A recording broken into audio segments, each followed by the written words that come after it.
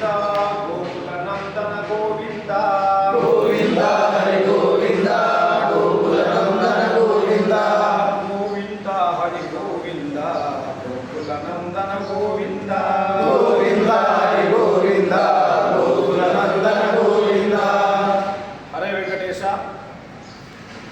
ఈరోజు నల్లగొండ జిల్లాలోని పద్మావతి సమేత తిరుమలనాథ స్వామి దేవాలయ ఉన్నతి గురించి, అలాగే పద్మావతి సమేత తిరుమలనాథ స్వామి అనుగ్రహాన్ని పొందగోరి ఈరోజు భక్త మహాశయులు ఇక్కడికి ఇచ్చేసి 21 రోజుల పాటు అర్ధమండల దీక్ష మాధారం చేసుకొని ఈరోజు ఆ భగవంతుని యొక్క సంకల్పయుక్తి, ఆ భగవంతుని అనుగ్రహం పొందడానికి ఇక్కడికి అహల్యాక్షేత్రంలోని భక్తాయ స్వామి దేవస్థానం ఇచ్చేసి మాధారం చేసుకున్నారు.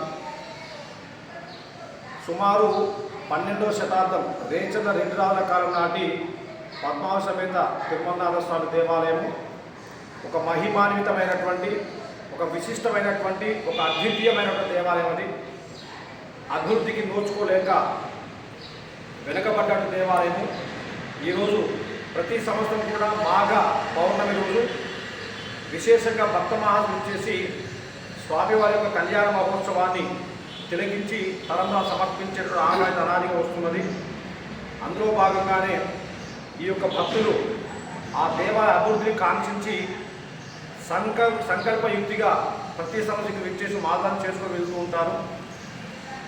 విశిష్టమైనటువంటి ఈ యొక్క దేవాలయం నల్లగొండ జిల్లా, తెలంగాణ రాష్ట్రం నల్లగొండ జిల్లా హాలియా నుండి నాగార్ సాగర్ వెళ్ళే మార్గం కుంకుర్చెత్తండ స్టేజి వద్ద తూర్పు భాగాన ఎత్తైన కొండ, సుమారు 2500 అడుగుల ఎత్తు మీద ఉన్నటువంటి ముచ్చటగా 3 కొండల మీద రేచర్ల రెండు రాళ్ళ కాలం ప్రతిష్టాపనైనటువంటి విశిష్టమైనటువంటి దేవాలయం అది.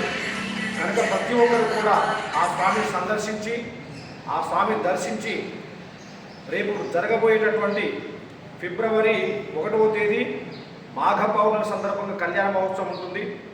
ఆ కళ్యాణానికి ప్రతి ఒక్కరు విచ్చేసి స్వామివారికి తలంబ్రాలు సమర్పించి అనుగ్రహాన్ని పొందవలసిందిగా వేడుకుంటున్నాం. నమో వెంకటేశ.